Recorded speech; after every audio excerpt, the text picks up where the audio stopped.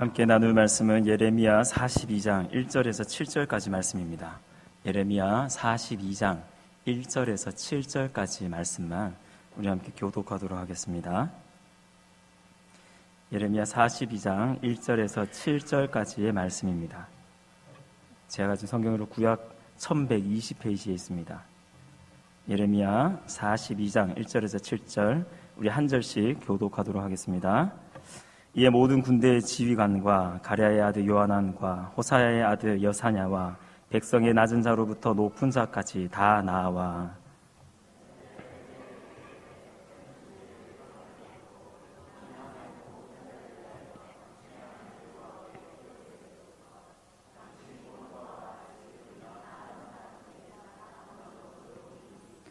당신의 하나님 여호와께서 우리가 마땅히 갈 길과 할 일을 보이시기를 원하나이다.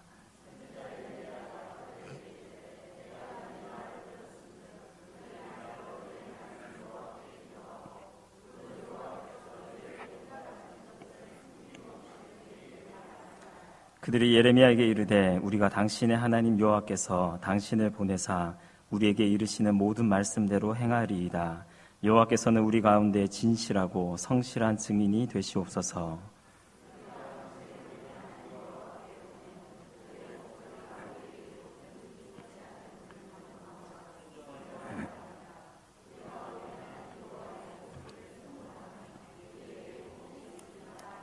함께 읽겠습니다. 10일 후에 여호와의 말씀이 예레미야에게 임하니. 아멘. 오늘 수요예배 나오신 우리 모든 성도님들을 축복합니다.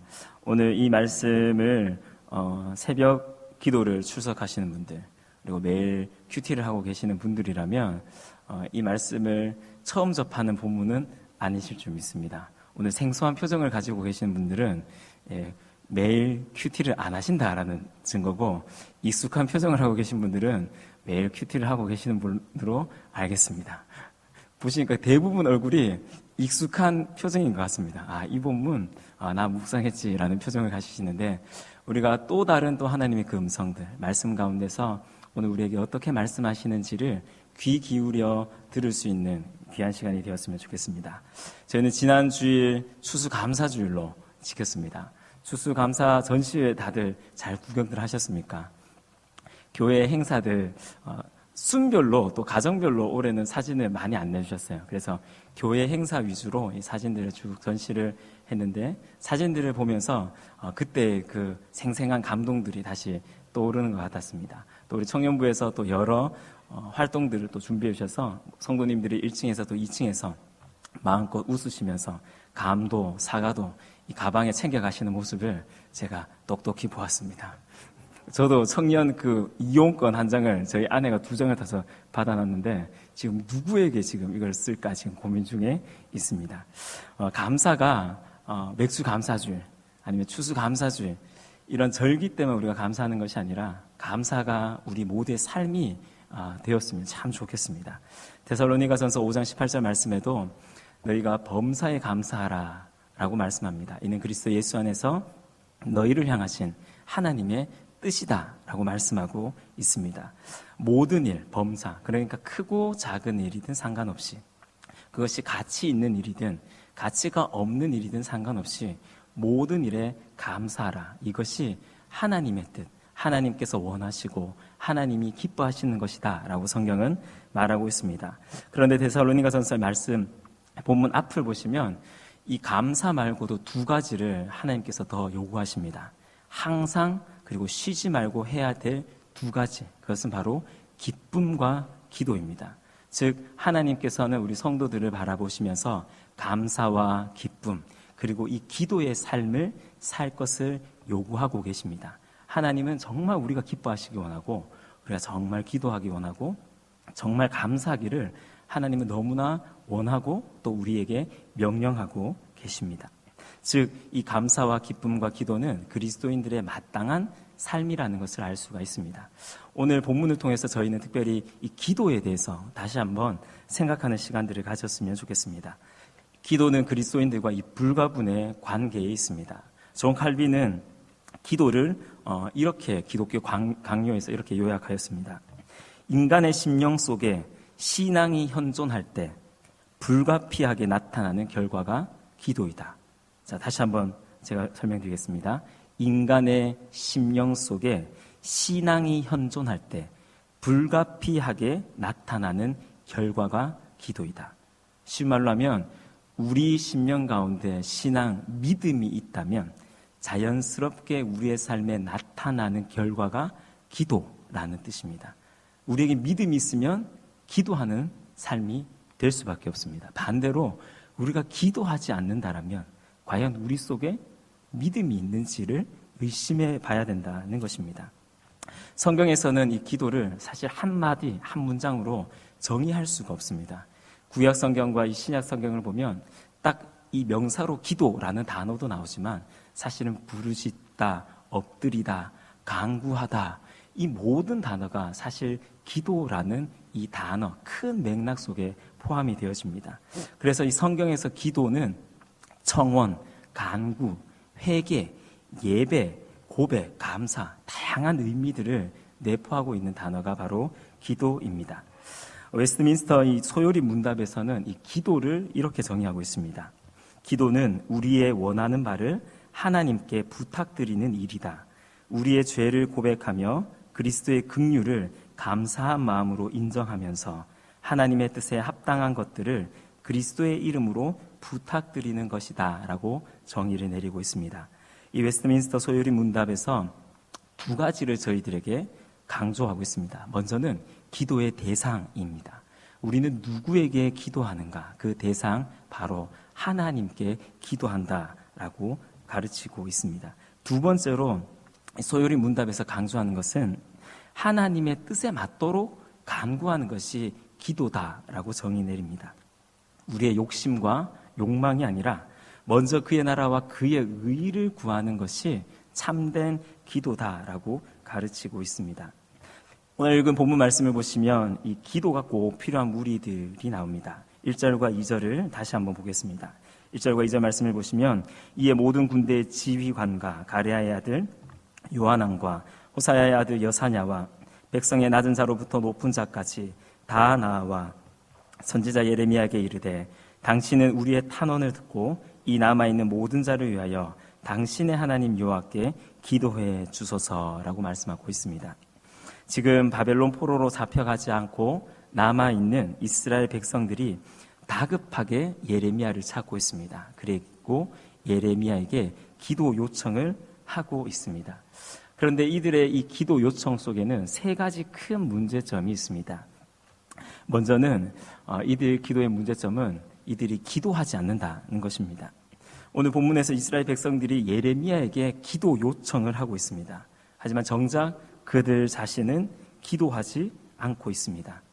기도하지 않는 것은 이미 그들의 오랜 삶의 모습이었습니다. 예레미야서 40장 7절 말씀부터 41장까지의 말씀을 쭉 보시면 하나님, 예레미야라는 단어가 등장하지 않습니다. 바벨론에 의해서 멸망당한 지 그다랴라는 이 총독이 유다 총독으로 임명을 받게 됩니다. 그리고 그다랴가 총독이 되고 3개월 후에 그는 암살을 당해 죽임을 당합니다. 즉 3개월의 이 시간 동안 이스라엘 백성들은 하나님을 찾지 않았습니다. 예레미야를 찾지 않았습니다. 예레미야가 없었던 것이 아닙니다. 예레미야가 아주 멀리 있었던 것도 아닙니다. 예레미야는 포로로 끌려가다가 풀려납니다. 그리고 그가 돌아간 곳은 미스바라는 지역입니다. 이 미스바에서 이 그다랴 총독은 백성들을 모으기 시작했습니다. 예루살렘이 완전히 멸망당했기 때문에 예루살렘 성 말고 이 다른 한 도시를 선택해서 그 도시의 백성들을 모아서 이제 이 나라로서의 어떤 모습을 만들어가고 있는데 그곳이 바로 미스바였습니다. 그곳으로 예레미야는 찾아갔습니다. 그리고 성경 말씀을 보시면 그다랴와 함께 백성들과 함께 살았다라고 기록하고 있습니다. 그런데 이런 상황 속에서 그들은 예레미야를 찾지 않았습니다. 예레미야를 찾지 않았다라는 이 말은 그들이 하나님에 대해서 어떠한 인식조차 가지지 않았다라는 사실입니다. 위급한 순간 그들은 예레미야를 생각해냈습니다. 하지만 그들 스스로는 하나님께 기도하지 않았습니다. 야고보서 4장 2절 말씀을 보시면 너희가 얻지 못하면 구하지 아니하기 때문이다 라고 말합니다. 얻지 못하는 것은 우리가 기도하지 않았기 때문, 즉 기도하지 않았기 때문에 그들이 얻지 못했다라고 말합니다. 그렇다면 왜 이들은 기도하지 않았을까요? 왜 이들은 하나님을 찾지 않았을까요? 왜 예레미야 선지자가 그들 옆에 살고 있음에도 불구하고 그에게 기도를 요청하지 않았을까요? 그 나라가 총독이 된 후 이스라엘은 어느 정도 안정을 찾기 시작했습니다. 예레미야 40장 12절 말씀을 제가 읽어드리겠습니다.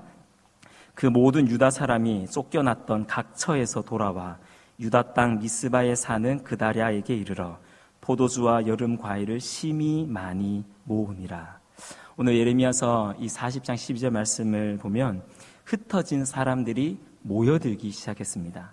바벨론 군대가 두려워서 피해 숨어있던 많은 사람들이 이제 바벨론 군대가 떠나가고 그다랴가 총독이 되었다라는 이야기를 듣고 숨어있던, 흩어졌던, 도망갔던 모든 백성들이 이제 그다랴에게 모이기 시작했습니다.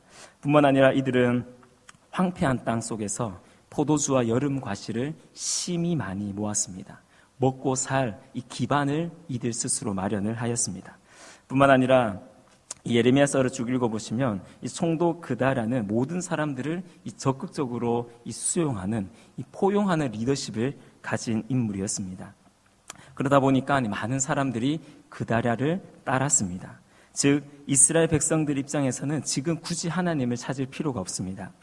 원래 그들은 하나님 말씀에 순종하지도 않았고 하나님께 기도하지도 않았습니다. 하지만 더욱더 지금 상황은 어려운 상황이 아닙니다. 경제적으로도 정치적으로도 안정감을 찾아가고 있는 그런 상황입니다. 점점점 나아지고 있는 그런 상황 속에서 이들에게 하나님은 불필요한 존재가 된 것입니다. 기도의 필요를 그들은 알지 못하였습니다. 그러다가 암살을 당하고 갈대아 군사들도 죽임을 당합니다. 또한 백성들은 조금만 늦었어도 암몬으로 다 끌려갈 뻔한 큰 일을 당하게 되어집니다. 몇 가지 큰 위기에 이들은 봉착합니다. 먼저는 그다랴라는 리더십의 부재입니다. 많은 사람들을 끌어모을 수 있었던 이 지도자가 죽임을 당하고 없습니다. 또한 요하난으로부터 간신히 목숨을 건진 이스마엘이 암몬으로 도망쳤습니다. 어쩌면 이제 이스마엘은 암몬 군대를 이끌고 다시 이스라엘 지역으로 쳐들어와서 보복을 할 수 있는 상황입니다. 암몬은 이스라엘과 경계 지역에 있는 나라입니다. 가장 큰 문제는 바벨론 군대였습니다. 바벨론 왕이 임명한 그다랴가 암살을 당하였습니다. 그리고 바벨론 왕이 남겨둔 바벨론의 군사들이 죽임을 당하였습니다. 이것은 바벨론 왕의 분노를 사기에 충분한 사건입니다. 즉 쿠데타가 이곳에 일어난 것입니다. 언제 바벨론이 큰 군대를 이끌고 이들에게 다시 쳐들어올지 모르는 상황입니다. 이런 위기의 순간에 드디어 예레미야를 찾고 있습니다. 호세아 5장 15절 말씀처럼 그들이 고난을 받을 때에 나를 간절히 구하리라. 이 문제 속에서 그들은 이제 예레미야의 존재를 인식하게 됩니다. 즉 하나님의 존재를 생각하게 된 것입니다.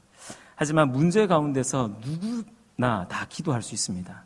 어려움이 있는데 내 힘으로 해결할 수 없는 그 문제 속에서 과연 어떤 사람이 버티고 견딜 수 있겠습니까? 우리는 우리의 힘으로 해결할 수 없을 때 누군가를 찾아갑니다. 또 누군가에게 기도하기 시작합니다. 예수님을 알지 못하는 수많은 사람들은 알지 못하는 신들을 찾아가서 절을 하고 기도하기도 합니다. 근데 중요한 것은 평안할 때, 아무 문제가 없을 때 과연 기도하고 있는가입니다. 그래서 이 한국교회는 특별이라는 말을 좋아합니다. 특별 새벽 기도회, 특별 성회. 왜냐하면 이 특별이라는 말을 넣어야지 왠지 우리가 기도할 것 같고 모일 것 같고 예배 드릴 것 같기 때문입니다. 왜냐하면 그만큼 우리는 예배와 기도가 너무나 익숙해져 있다는 것입니다. 앞에서 말씀드렸지만 기도는 성도의 당연한 삶의 모습입니다. 그런데 오늘 이스라엘 백성들은 큰 위기 속에서 예레미야를 통해서 기도하는 것처럼 보이지만 진정 하나님께 기도하지는 않습니다. 기도 요청은 하였지만 그들 스스로 직접 하나님 앞에 엎드리지는 않았습니다. 두 번째, 오늘 이스라엘 백성들의 문제점은 믿음 없이 기도 요청을 하고 있다는 것입니다. 예레미야에게 기도를 요청하는 내용입니다. 2절 말씀을 다시 한번 보겠습니다. 선지자 예레미야에게 이르되 당신은 우리의 탄원을 듣고 이 남아있는 모든 자를 위하여 당신의 하나님 여호와께 기도해 주소서라고 말합니다. 3절 말씀을 보시면 당신의 하나님 여호와께서 우리가 마땅히 갈 길과 할 일을 보이시기를 원하나이다. 5절 말씀을 보시면 우리가 당신의 하나님 여호와께서 당신을 보내사 우리에게 이르시는 모든 말씀대로 행하리이다. 제가 2절과 3절과 5절을 읽었습니다. 이 세 구절에서 공통적으로 나오는 단어가 있습니다. 그게 무엇일까요? 당신의 하나님 여호와입니다. 지금 예레미야에게 기도를 요청하는데 어떻게 기도 요청하고 있냐면 당신의 하나님 여호와께 기도해 주십시오라고 기도하고 있는 것입니다. 요청하고 있습니다. 즉 지금 요한안과 모든 백성들은 하나님을 자신의 하나님으로 인정하지 않고 있습니다. 기도에서 가장 중요한 것, 앞에서 말씀드렸지만 기도의 대상입니다. 누구에게 기도를 하고 있는가, 누구를 믿고 있는가는 기도를 들어보면 알 수가 있습니다. 예수님을 알지 못하는 사람들은 각자의 신들의 이름을 부르며 기도를 할 것입니다. 이단과 사이비 종교를 가보면 기도하고 마지막에 이 교주의 이름으로 마치기도 합니다. 기도를 들어보면 저 사람이 과연 누구를 믿고 있는지를 우리는 알 수가 있습니다. 그리스도인의 기도는 하나님을 믿는 믿음의 기도입니다. 히브리서 11장 6절 말씀을 보시면 믿음이 없이는 하나님을 기쁘시게 하지 못하나니 하나님께 나아가는 자는 반드시 그가 계신 것과 또한 그가 자기를 찾는 모든 자들에게 상 주시는 이심을 믿어야 할지니라 라고 말씀하고 있습니다. 히브리서 11장 6절에서 우리에게 말씀하고 있는 것은 하나님이 계신 것, 하나님의 존재, 하나님의 살아계심을 믿어야 된다는 것을 가르칩니다. 하나님은 죽은 하나님이 아니십니다. 하나님은 살아계십니다. 그렇기 때문에 그 살아계신 하나님이 오늘도 우리의 기도를 들으시는 분이십니다. 이 믿음이 우리에게 있어야 됩니다. 또 우리가 가져야 될 믿음은 자기를 찾는 자들에게 상 주시는 이심을 믿어야 합니다. 하나님은 살아계셔서 우리의 기도를 들으실 뿐만 아니라 우리의 기도에 응답해 주시는 분이십니다. 지금 이스라엘 백성들은 하나님을 믿지 않고 있습니다. 하나님에 대한 믿음이 없으니까 당연히 이들은 하나님께 기도할 이유를 찾지 못한 것입니다. 이런 이스라엘 백성들에게 예레미야가 깨닫게 해줍니다. 4절 말씀을 보시면 선지자 예레미야가 그들에게 이르되 내가 너희 말을 들었은즉 너희 말대로 너희 하나님 여호와께 기도하고 무릇 여호와께서 너희에게 응답하시는 것을 숨김이 없이 너희에게 말하리라. 지금 예레미야는 이렇게 고백합니다. 너희의 하나님 여호와. 분명 지금 이스라엘 백성들은 당신의 하나님 여호와라고 말했습니다. 그런데 예레미야는 그들의 그 기도 요청을 듣고 이스라엘 백성들에게 다시 가르쳐줍니다. 나의 하나님이 아니다. 예레미야의 하나님이 아니라 하나님은 너희의 하나님이다. 너희를 포기하지 않는, 너희와 함께 하시는, 너희의 기도를 들으시는 살아계신 하나님이시다라는 사실을 가르치고 있습니다. 예레미야의 이야기를 들은 백성들은 5절에서 여전히 당신의 하나님 여호와께라고 말합니다. 그런데 6절에서 갑자기 우리 하나님 여호와라는 말을 2번씩이나 사용하고 있습니다. 하나님께 대한 바른 고백을 하는 것처럼 보입니다. 하지만 백성들의 이 고백은 여전히 하나님을 신뢰하지 않는, 어쩔 수 없는 떠밀려서 하는 고백임을 알 수 있습니다. 왜냐하면 문맥을 보시면 만약 그들이 하나님에 대한 바른 이해와 믿음을 가지게 되었다면 결코 그들이 이 다음처럼 행동할 수가 없습니다. 왜냐하면 그들은 믿음 없이 기도 요청을 하고 있고 믿음 없이 하나님을 고백하고 있기 때문입니다. 결론적으로 지금 이스라엘 백성들은 믿음 없이 예레미야에게 대신 기도를 요청하고 있습니다. 되든지 말든지, 되면 좋고 안 되면 어쩔 수 없지 뭐 라는 식으로 사실 기도를 부탁하고 있습니다. 성경에서 이 믿음이 없는 기도의 다른 말은 바로 의심하는 기도입니다. 야고보서 1장 6절과 8절을 보시면 오직 믿음으로 구하고 조금도 의심하지 말라. 의심하는 자는 마치 바람에 밀려 요동하는 바다 물결 같으니 이런 사람은 무엇이든지 죽게 얻기를 생각하지 말라. 두 마음을 품어 모든 일에 정함이 없는 자로다. 지금 이스라엘 백성들은 믿음 없이 의심하며 기도를 요청하고 있습니다. 자신들의 생각과 계획도 가지고 있고 하나님의 뜻도 알고 싶어하는 이 두 마음, 즉 정함이 없는 마음으로 하나님 앞에 나아가고 있습니다. 마지막으로 이스라엘 백성들이 가진 이 세 번째 문제점은 기도하고 난 뒤에 순종하지 않았다는 것입니다. 예레미야의 이 기도 요청 후에 10일 만에 하나님의 말씀이 그들에게 임하였습니다. 지금 이스라엘은 긴박한 상황에 놓여져 있습니다. 가까이 있는 암몬의 위협과 이 바벨론의 침략이 언제 있을지 모르는 1분 1초가 급한 상황입니다. 그런데 이 상황 속에서 10일 동안 하나님은 대답이 없으십니다. 이스라엘 백성들의 인내 또한 대단합니다. 기도하지 않는 백성들, 하나님을 믿지 않는 이 백성들이 10일 동안 하나님의 말씀을 기다리고 있습니다. 도망가지도 않고 그들은 그 자리에서 하나님이 뭐라 말씀하시는가를 기다리고 있습니다. 우리는 어떻습니까? 급한 기도 제목이라도 한 번, 두 번 기도하고 응답이 없으면 그냥 끝내버립니다. 응답이 없구나. 이게 뭐지? 라고 끝내버립니다. 그런데 이들은 믿음 없는 이스라엘임에도 불구하고 이들은 10일 동안 하나님의 말씀을 기다립니다. 앞에서 말씀드렸지만 지금 상황이 평안한 상황이 아닙니다. 암몬이 쳐들어오면 하루 이틀만 해도 쳐들어올 수 있습니다. 10일이면 충분히 바벨론이 이 군대를 이끌고 쳐들어올 수 있는 충분한 시간적 여유가 됩니다. 그런데 그 시간 동안 그들은 하나님의 말씀을 기다리고 있습니다. 왜 10일 동안 그러면 하나님께서 응답을 해주지 않으셨을까요? 제가 이 부분을 한번 묵상해 봤습니다. 왜 하나님 바로 응답해 주시지 왜 이 10일 동안 응답을 해 주시지 않았는가? 첫 번째는 이미 하나님의 뜻은 분명합니다. 이미 하나님의 뜻이 백성들에게 여러 차례 이미 전달되었습니다. 한두 번 말씀하신 게 아닙니다. 이미 이스라엘 백성들 가운데 예레미야를 통해서 바룩을 통해서 이미 계속해서 말씀하셨습니다. 즉 10일이 지나도 하나님의 뜻은 변함이 없다는 것입니다. 내가 지금 응답하든 10일 뒤에 응답하든 내 뜻은 변함이 없다. 그런 의미에서 하나님이 10일 동안 응답을 유보해 주신 것 같습니다. 또 왜 하나님이 10일 동안 응답해 주시지 않았는가? 그것은 이스라엘 백성들에게 하나님이 주신 마지막 기회이지 않은가라는 묵상을 해보았습니다.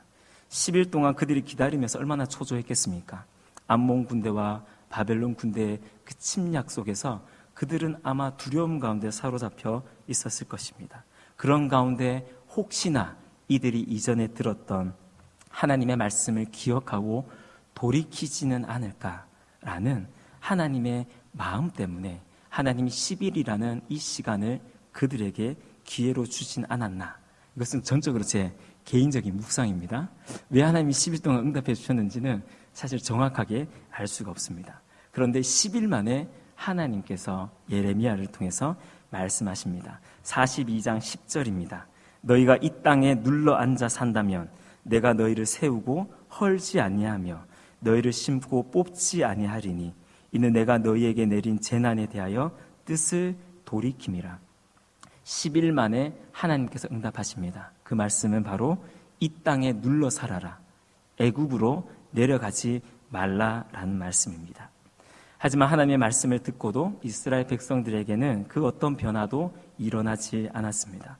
하나님의 뜻은 분명했지만 그들은 그 말씀에 순종하지 않았습니다.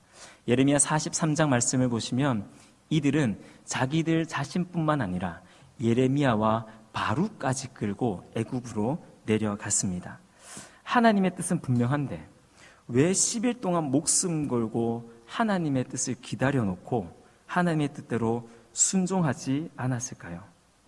이들은 믿음이 있는 것처럼 보이지만 실상은 믿음이 전혀 없었습니다. 뿐만 아니라 이들의 모습 속에서 인간이 얼마나 완악한지를 우리에게 보여주고 있습니다. 마치 이사야 53장에서 기록된 것처럼 우리는 다 양 같아서 각기 제 길로 가는 것처럼 우리는 하나님의 뜻이 아니라 우리의 길을 선택하여 걸어가고 있습니다. 뿐만 아니라 이스라엘 백성들은 사사시대의 모습처럼 자기 소견에 옳은 대로 행하고 있습니다. 하나님의 뜻이 그들에게 주어졌지만 그 말씀을 전적으로 그들은 이행하지 않았습니다. 이들에게 가장 심각한 문제, 이들은 기도 요청을 하였습니다. 그들이 직접 기도하진 않았지만 기도 요청을 하였습니다. 그리고 그들은 10일 동안 하나님의 응답을 기다렸습니다. 그리고 하나님의 뜻을 들었습니다. 그런데 순종하지 않았습니다. 이들은 하나님의 말씀을 하나의 어떤 선택 사항 정도로 여겼습니다. 예를 들면 이겁니다. 얼마 전에 지난주에 수능이 있었는데 제가 문제 내겠습니다. 이번 수능이 굉장히 어려웠다고 합니다.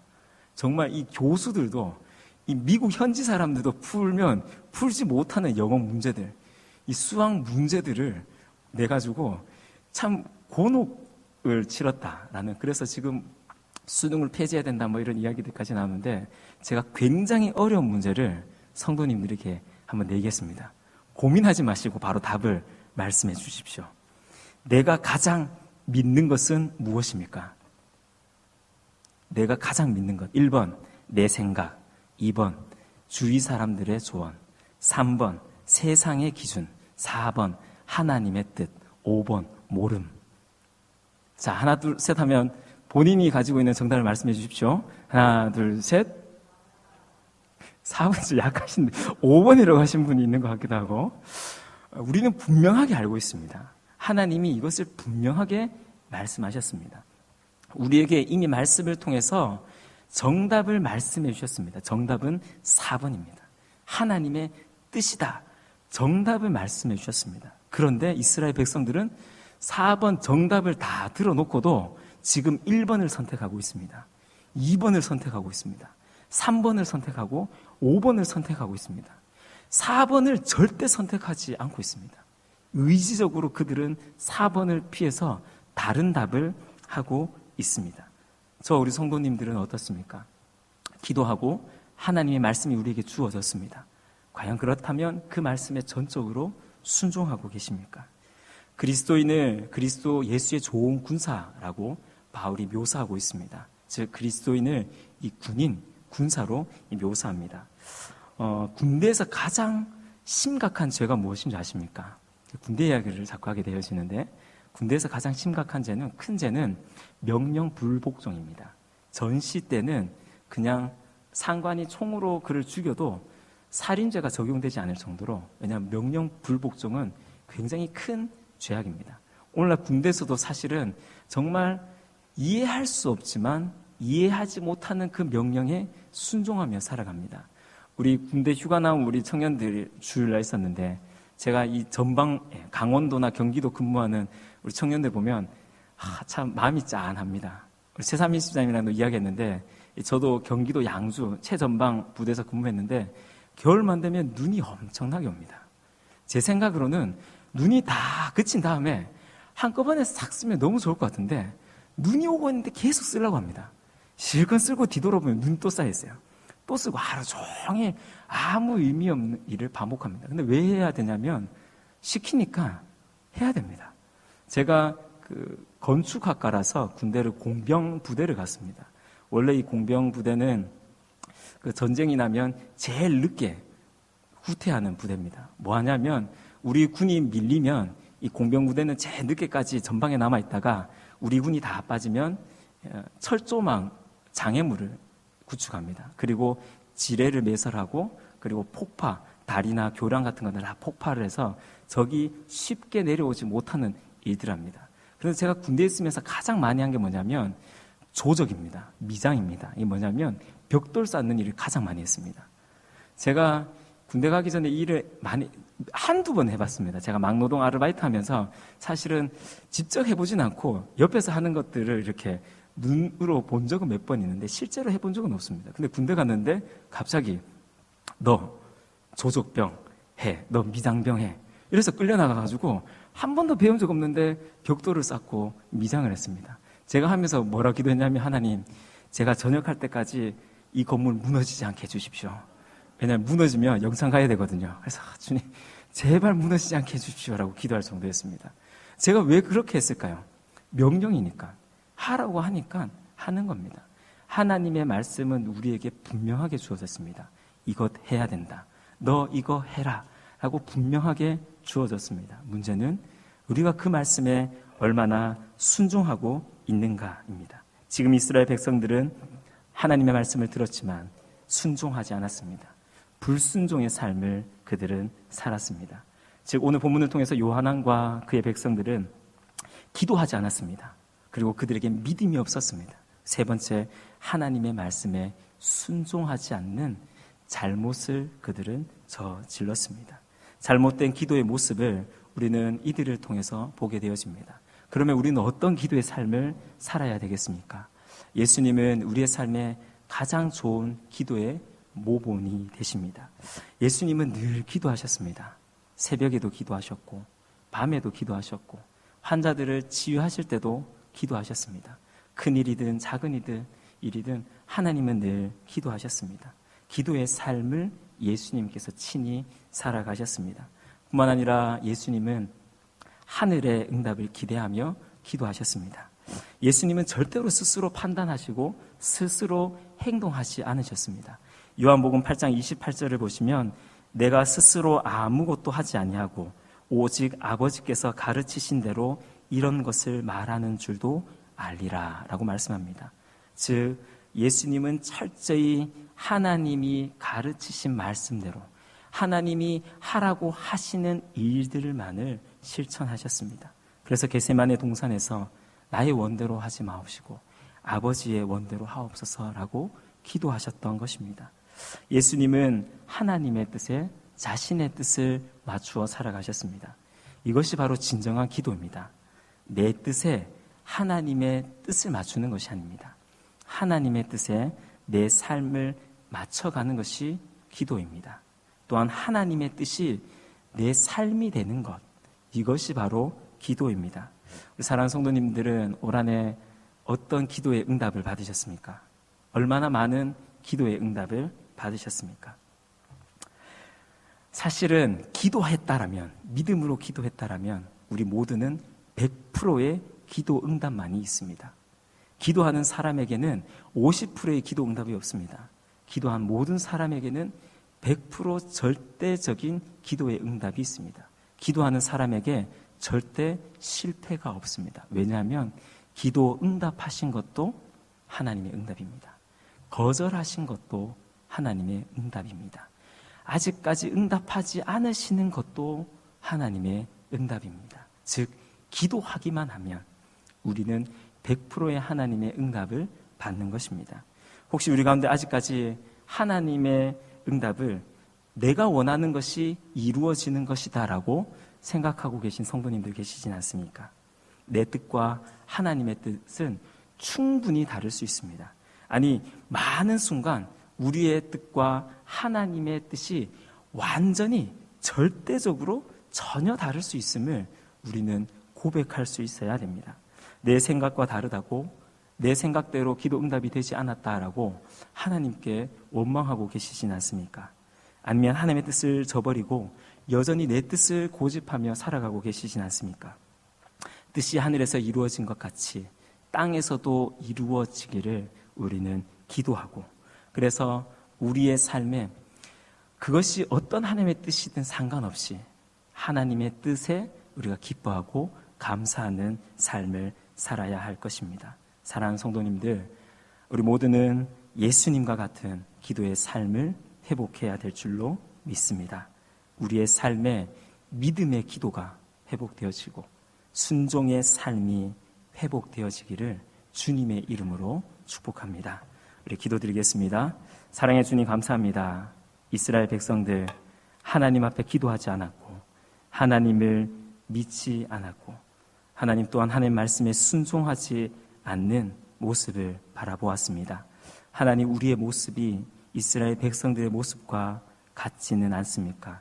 우리 안에 있는 죄악들, 우리 안에 있는 불신과 불순종들, 우리 안에 기도하지 않는 이 나태함들을 주님 용서하여 주시옵소서.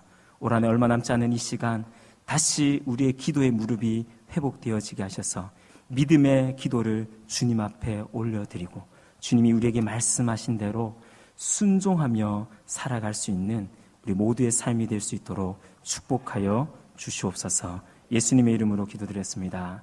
아멘.